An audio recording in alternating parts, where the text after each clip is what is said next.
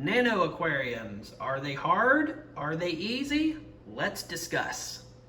Hey YouTube, welcome back to another video. Today we're going to be discussing some nano aquarium tips and tricks and get over some misconceptions of, is it hard to keep a nano aquarium? And maybe this video will help you decide to get into nano aquariums and help you start one of some tips and tricks that I have into keeping this nano aquarium. So the first thing, and it's kind of the all-encompassing thing because it's the biggest complaint that you hear for keeping a smaller aquarium, is it's hard. And you'll hear that general statement, just it's hard to keep a nano aquarium, which on the surface I say that's not true at all. And I think with the proper knowledge and mindset and some tips and tricks that it can be easy for you as well. So if you usually ask more into the, okay, well, what exactly about it makes it hard? Some of the biggest things that you will hear are chemistry swings, maintenance, and equipment. And I want to go over some of those to show you how easy it can be to start a nano aquarium and upkeep the nano aquarium. So first, let's go over the first it's hard challenge, which is chemistry swings. And really what people mean by chemistry swings is salinity swings, how much salt is in your aquarium. So I keep my aquarium at 1.025 specific gravity. And the reason for that is that so it can be a little more tolerant of swings if they happen. So I keep it at a constant 1.025. That way when evaporation does happen, the very little bit I have, and I'll show you how I maintain that very little bit of evaporation, it might creep up to 1.026, well within a safe level. Or if I accidentally add too much fresh water, sometimes I let my son add in some fresh water, and sometimes he'll add in just a little too much. It might take it down to 1.024, not a huge deal, still within your safe levels. The biggest thing that I can tell you to how do I keep my nano aquarium from having salinity swings is put a lid on it. Put a tight fitting lid on it anywhere and everywhere you can. So I have an all-in-one aquarium. So what that means is that you see the display here, which has a lid on top, and I also have a piece of plastic that I cut to fit to kind of lay over the back chambers to help stop that evaporation. So because I have a very tight fitting lid on it, I'm only getting about 1/4 of a cup of evaporation really every other day. You got a nano aquarium, put a lid on it. You'll be glad you did. It'll keep those salt levels in check. And the second thing I'll say with chemistry is your nitrate levels and ammonia levels. Really, you shouldn't have any ammonia. You should cycle your tank correctly. There's plenty of videos out there for that. Cycle your tanks. Keep on track of your snails and your cleanup crew that you have. Don't overdo it. Don't put in 1,000 snails. Don't put in 1,000 hermit crabs because you heard that's good to do. In this aquarium, I have 7 snails.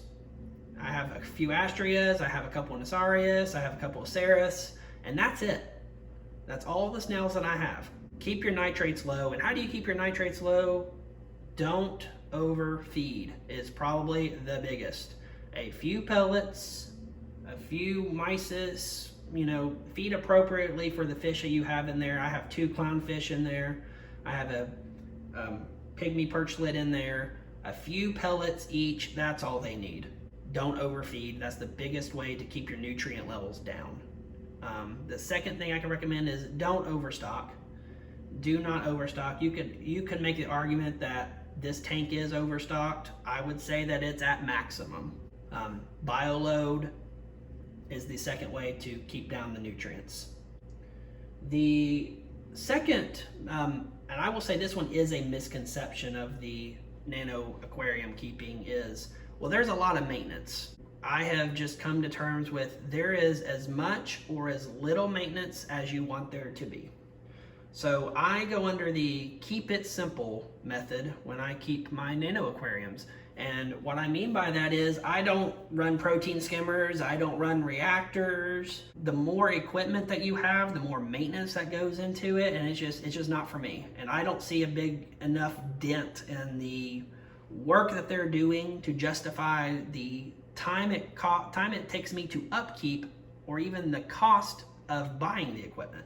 So keep it simple is my biggest recommendation. So let me just go over some of the filtration that I'm doing on this one and the time of upkeep.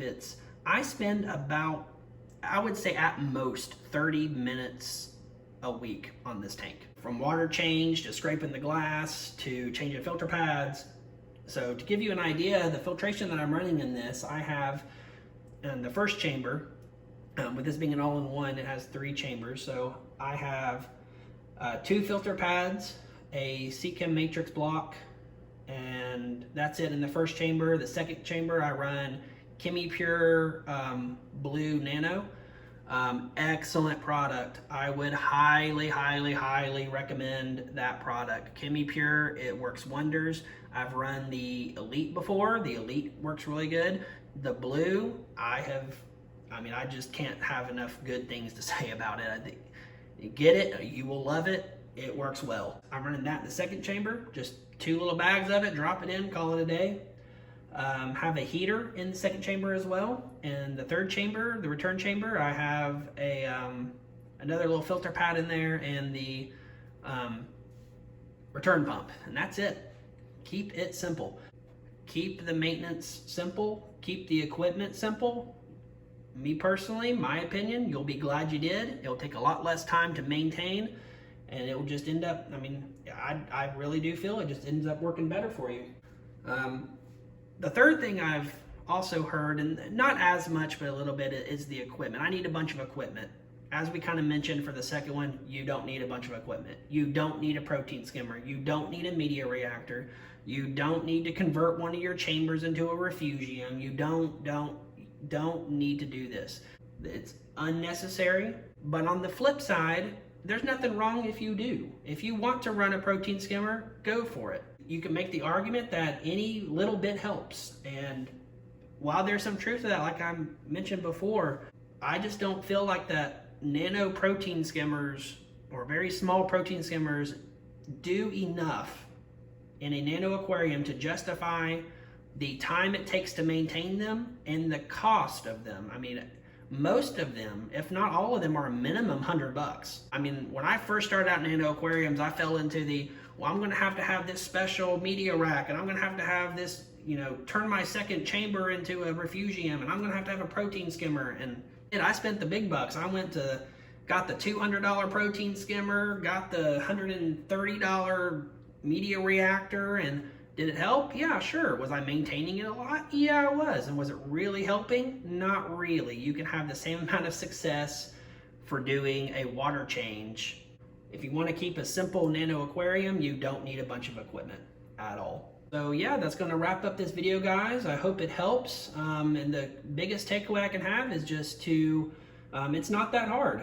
If you're interested in doing it, want to do it, dive into it. Just do it. It's easy, it's fun. As I've mentioned already, there's not a whole bunch of maintenance to it, and you can absolutely do it. You might be even glad you did. Stay tuned for some more videos. I will be making a video here soon of doing the maintenance and what I do and how long it takes. So stay tuned for that.